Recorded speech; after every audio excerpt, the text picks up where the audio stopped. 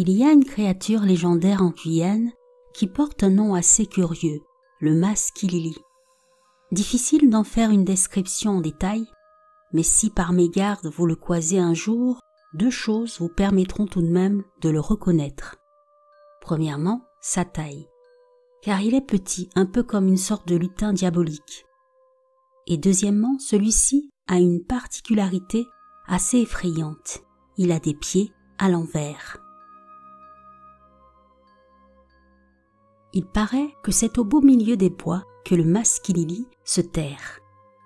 Et si vous aimez vous promener en forêt, ne restez pas trop longtemps dans les parages, car à la nuit tombée, vous risquez peut-être de le croiser.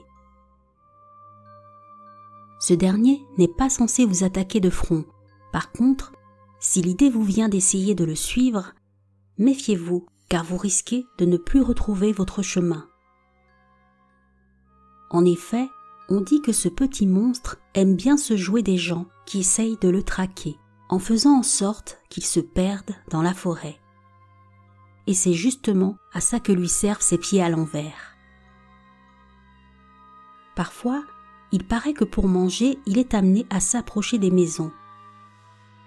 Il apprécie particulièrement les grains de café et le piment. Et on dit aussi qu'on peut l'entendre siffler lorsqu'il est à la recherche de nourriture.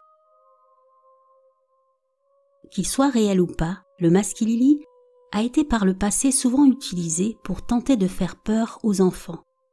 On leur racontait que la créature pouvait les kidnapper s'ils n'étaient pas obéissants, ce qui en dissuadait plus d'un, tant ça les effrayait.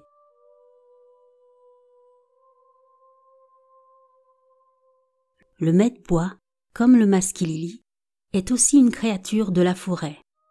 Et comme son nom créole l'indique, il y règne en maître. On dit qu'il n'apprécie pas du tout les sifflements.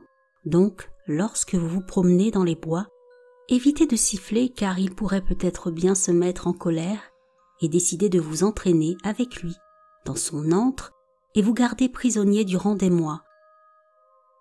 Cet être terrifiant est comme une sorte de géant, car il mesurerait 3 fois la taille d'un être humain.